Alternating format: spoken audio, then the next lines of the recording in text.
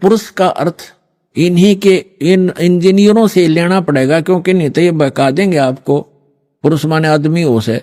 क्योंकि परमात्मा भी मनुष्य जैसा है, इसलिए प्रथम पुरुष वही है, सेकंड हम पुरुष हैं मनुष्य।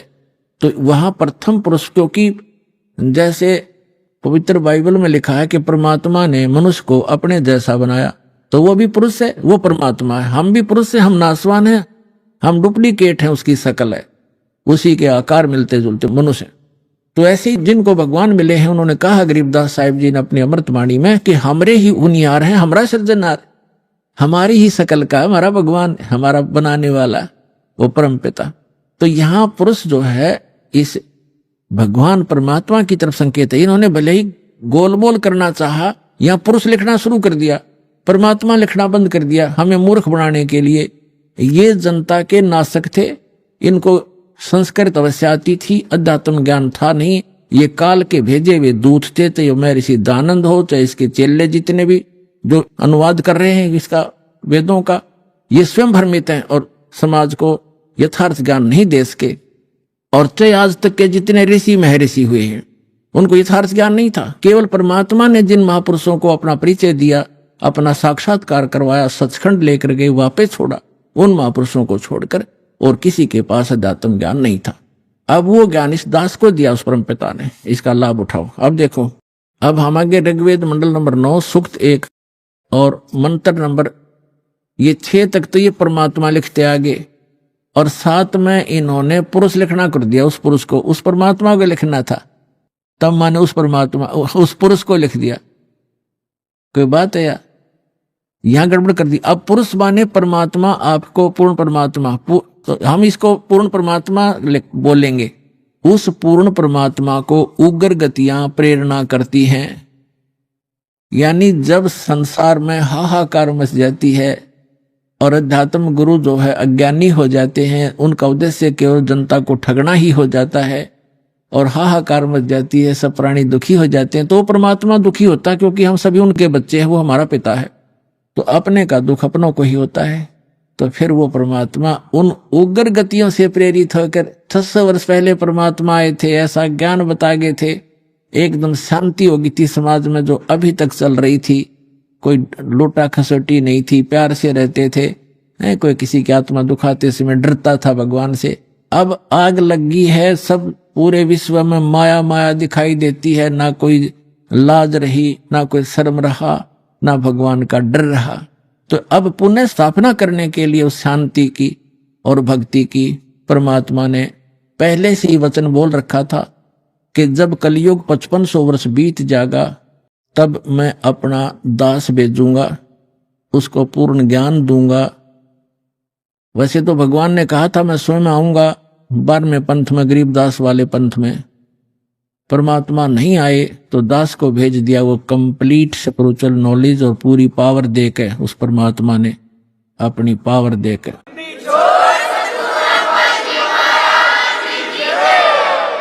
तो अब पुनः स्थापना होगी शांति की।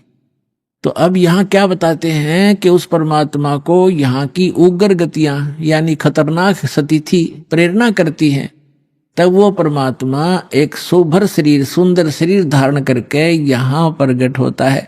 जैसे 600 वर्ष पहले आए थे, उस समय भी पूरे जो है अध्यात्म मार्ग में लूटे खसोट चल रही थी, ऊत भूत की पूजा होती थी, ये धरे ढके पर ला रखा था सबको।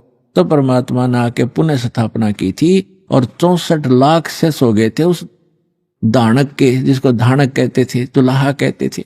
यदि वो परमात्मा ना होते, आज से 600 वर्ष पहले भारत वर्ष के अंदर 64 लाख से सोना कोई बालकों का खेल नहीं है।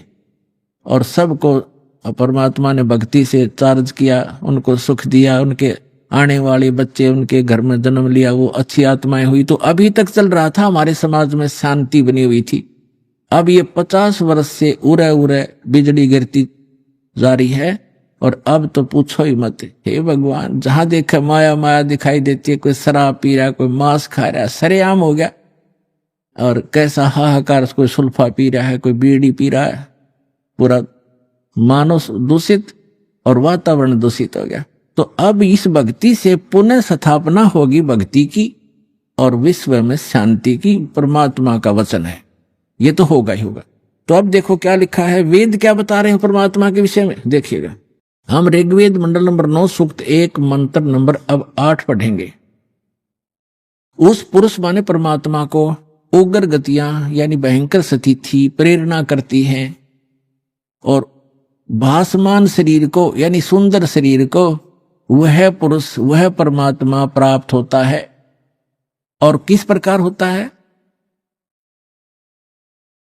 अब यहां लिखा है कि जिसमें उस शरीर वो परमात्मा 3 प्रकार से दूसरों का वारण यानी कल्याण करने के लिए मधु में शरीर मिलता है उस परमात्मा को। वो परमात्मा ये समझो 3 प्रकार दूसरों का पालन करने के लिए, धारण पोषण करने के लिए, कल्याण करने के लिए 3 प्रकार का शरीर धारण करते हैं। 3 प्रकार से, एक प्रकार का तो आपको बता दिया कि परमात्मा ऊपर रहते हैं, वहां उनके शरीर की शोभा मनुष्य दृश्य है, राजा के समान दिखाई देते हैं, सिर पे मुकुट है, छत्र है और तख्त पर बैठे हैं सिंहासन पर।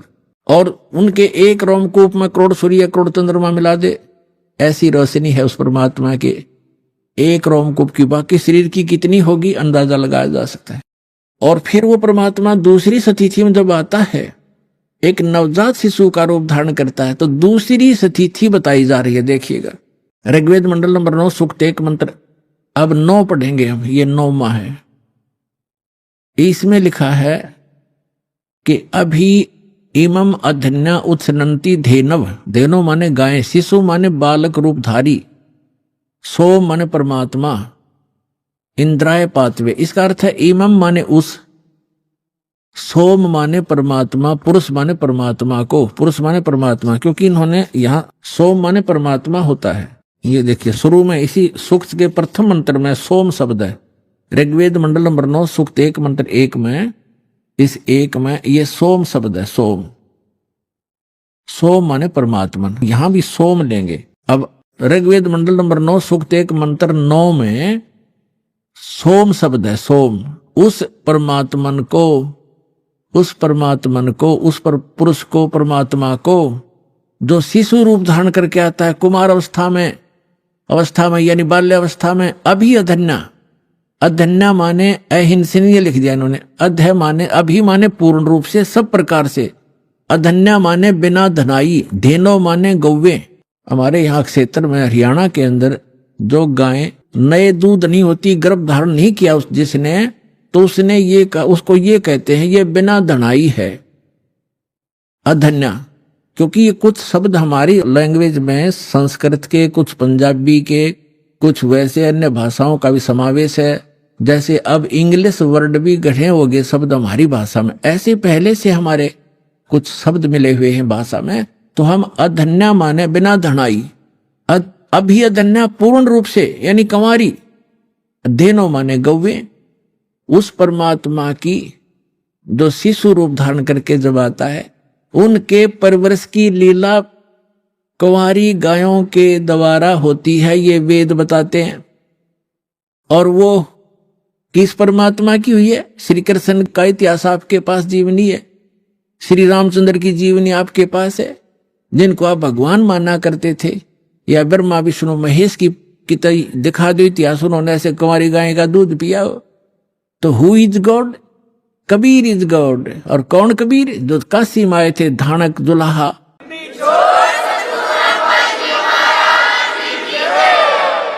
अब देखो हम ये पढ़ रहे हैं ऋग्वेद मंडल नंबर 9 सूक्त 1 मंत्र 9 में, उस परमेश्वर को जो शिशु रूप धारण करके आता है, अभी अधन्या, इसको हम पढ़ेंगे कंवारी, अभी अधन्या कंवारी, धेनो माने गौवे, गायें तर्प करती हैं, उसका पालन करती हैं। पालन की लीला कंवारी गायों के द्वारा होती है। और ये किस परमात्मा की हुई?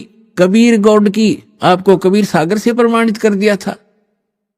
और जिन महापुरुषों ने परमात्मा मिले और सचखंड लेकर गए, जिनको परमात्मा मिला, उनमें कौन कौन है? आदरणीय धर्मदास साहिब जी, आदरणीय बलुकदास साहिब जी, आदरणीय नानक साहिब जी, आदरणीय दादू साहिब जी, आदरणीय गरीबदास साहिब जी, गांव छुरानी जिला झज्जर हरियाणा वाले, आदरणीय श्री गीसा दास साहिब जी, गांव खेखड़ा, जिला मेरठ, उत्तर प्रदेश वाले। और आदरणीय स्वामी रामानंद जी जो ब्राह्मण थे, 104 वर्ष के हो गए थे, परमात्मा उसमें 5 वर्ष के थे। 99 वर्ष की एज के अंदर डिफरेंस था। कबीर साहब 4 वर्ष की लीला में शरीर में थे जब शिशु रूप धारण करके प्रकट हुए थे, और 104 वर्ष के उस विद्वान पुरुष के छक्के छुड़ा दिए परमात्मा ने ज्ञान के अंदर।